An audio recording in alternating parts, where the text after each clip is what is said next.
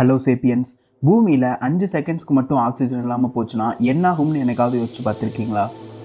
இந்த 5 செகண்ட்ஸில் மனுஷங்களுக்கு வேணால் எந்த ஒரு பாதிப்பும் ஏற்படாமல் இருக்கலாம். ஆனால் மனுஷங்களை தவிர மிச்சம் இருக்கிற பொருள்களோட நிலைமை, பூமியில் ஆக்சிஜன் இல்லாமல் இருக்கிறத கொஞ்சம் இமேஜின் பண்ணி பாருங்கள். எப்போவுமே இல்லை, வெறும் 5 செகண்ட்ஸ்க்கு மட்டும்தான். இப்போ இந்த ஆக்சிஜன் இல்லாத 5 செகண்ட்ஸில் நம்ம எல்லோரும் மூச்சு அடக்கி வச்சுருப்போமா? நம்ம அட்மாஸ்பியரில் என்ன மாதிரியான சேஞ்சஸ் எல்லாம் நடக்கும்? நம்மளோட சுற்றுச்சூழல் எப்படிப்பட்டதாக மாறி இருக்கும்? உண்மையிலுமே பூமியில் 5 செகண்ட்ஸ்க்கு மட்டும் ஆக்சிஜன் இல்லாமல் இருந்தால் என்ன ஆகும்?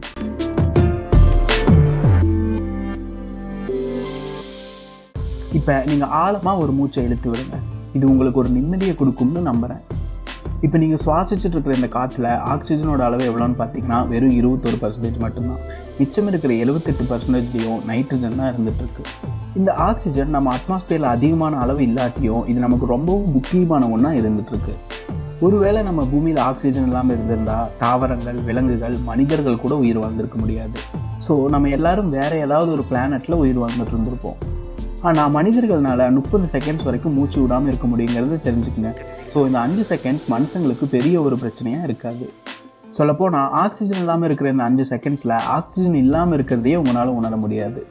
ஆனால் இந்த 5 செகண்ட்ஸில் பூமியில் ஏற்படுற ஒட்டுமொத்த மாற்றங்களையும் உங்களால் பார்க்க முடியும். இப்போ பெரிய பெரிய டேம், அப்புறம் பெரிய பெரிய பில்டிங்ஸ் எல்லாமே இடிஞ்சு விழுகிறத உங்களால் பார்க்க முடியும். ஆனால் ஆக்சிஜன் இல்லாட்டி பில்டிங்ஸ் எப்படி இடிஞ்சு விழுகும்னு இப்போ உங்களுக்கு கேள்வி வரலாம். ஸோ இந்த ஆக்சிஜன் தான் எல்லா பில்டிங்ஸ்க்கும் ஒரு பாண்டா, அதாவது பிணைப்பாக இருந்துகிட்ருக்குங்கிறத தெரிஞ்சுக்கோங்க. இப்போ ஆக்சிஜன் இல்லாத இந்த 5 செகண்ட்ஸில் பூமியில் இருக்கிற எல்லா காங்கிரீட் பில்டிங்ஸ்களும் ஒட்டு மொத்தமாக இடிஞ்சு விழுந்து தூசியாக மாறி இருக்கிறத உங்களால் பார்க்க முடியும். அப்புறம் எந்த ஒரு கோட்டிங்கும் இல்லாத இரும்புகள் எல்லாமே ஒன்றுக்கு ஒன்று மேக்னெட் மாதிரி ஜாயிண்டாக இருக்கிறதையும் உங்களால் பார்க்க முடியும். இது எதனாலன்னு கேட்டிங்கன்னா இதுக்கும் ஆக்சிஜன் இல்லாதது தான் காரணமாக இருக்குங்கிறத தெரிஞ்சுக்கணும். பொதுவாக துருப்பிடிச்சிருக்கிற இரும்புகளை வெல்டிங் அடித்து கூட ஜாயின் பண்ண முடியாது. இந்த துரு எதனால் உருவாகுதுன்னு பார்த்தீங்கன்னா அதிகமான ஆக்சிஜனேற்றனால தான் உருவாகுது. இப்போ ஆக்சிஜனே இல்லாத காரணத்தினால எல்லா இரும்புகளும் ஒன்றுக்கு ஒன்று ஜாயிண்ட் ஆகி இருக்கிறத உங்களால் பார்க்க முடியும். ஒருவேளை ஆக்சிஜன் இல்லாத இந்த 5 செகண்ட்ஸில் நீங்கள் இப்போ பீச்சில் ரிலாக்ஸ் பண்ணிட்டு இருந்தீங்கன்னா அங்கே அதிகமான வெயில் உருவாகிறத உங்களால் பார்க்க முடியும். ஏன்னா ஓசோன் லேயர் முழுக்க ஆக்சிஜன் லேயர்னால உருவான ஒன்று.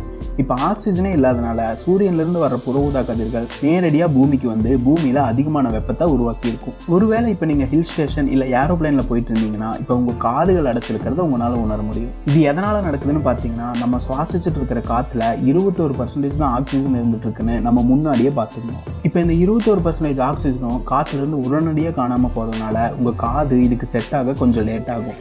ஸோ இதனால தான் இந்த நேரத்தில் உங்கள் காது அடைச்சிருக்குங்கிறத தெரிஞ்சுக்கணும். ஒருவேளை இந்த நேரத்தில் நீங்கள் பைக்லேயோ இல்லை கார்லேயோ போயிட்டு இருந்தீங்கன்னா அது உடனடியாக ஆஃப் ஆகிருக்கும். ஏன்னா என்ஜின் எரியறதுக்கு ஆக்சிஜன் தான் முக்கியமான ஒன்றா இருந்துகிட்ருக்கு. இதனால் இப்போ ஒட்டுமொத்த வண்டிகளோட என்ஜினும் ஆஃப் ஆகி நடு ரோட்டில் நின்றுட்டு இருக்கிறத உங்களால் பார்க்க முடியும். இதில் ஃப்ளைட் கூட வானத்திலேருந்து கீழே விழுந்திருக்கும். ஒருவேளை இப்போ நீங்கள் எலக்ட்ரிக் காரோ இல்லை எலக்ட்ரிக் பைக்கோ வச்சுருந்தீங்கன்னா நீங்கள் மட்டும் இந்த ஒரு சிக்கல்லேருந்து தப்பிச்சிருப்பீங்க. அடுத்ததாக சூரியன்லேருந்து வர ஒளி பல துகள்களாக மாறி பிரிஞ்சு போகிறதுனால மொத்த வானமும் இருட்டாக மாறுறதையும் உங்களால் உணர முடியும். இப்போ இவ்வளோ நேரம் சொன்ன விஷயங்கள் எல்லாமே உங்களுக்கு ஜாலியாக இருந்திருக்கலாம். ஆனால் இப்போ சொல்ல போகிற விஷயம் உங்களுக்கு ஒரு ஷாக்காக கூட இருக்கலாம். பொதுவாக பூமியோட செல், அதாவது மேலோடு முழுக்க 45% ஆக்சிஜனால் உருவாகி இருக்குங்கிறது தெரிஞ்சுக்கோங்க. இப்போ இந்த 45% ஆக்சிஜனும் பூமியோட மேலோட்டில் இல்லாமல் போகிறதுனால பூமியோட மேலோடு இப்போ மொத்தமாக அழிஞ்சு போயிருக்கும். இதனால் பூமியில் ஒன்றுமே மிச்சமில்லாத அளவுக்கு நம்ம பூமி அழிஞ்சு போயிருக்குங்கிறத தெரிஞ்சுக்கோங்க. நீங்கள் நிறையா ஹாலிவுட் படங்களில் பார்த்த மாதிரி பூமி பயங்கர மோசமானதாக அழிஞ்சு போயிருக்கும். இதில் எல்லா உயிரினங்களும் கூட அழிஞ்சு போயிருக்கும். ஸோ பூமியில் வெறும் 5 செகண்ட்ஸ்க்கு மட்டும் ஆக்சிஜன் இல்லைனாலும் பூமியில் உயிர் வாழ முடியாதுங்கிறத தெரிஞ்சுக்கோங்க.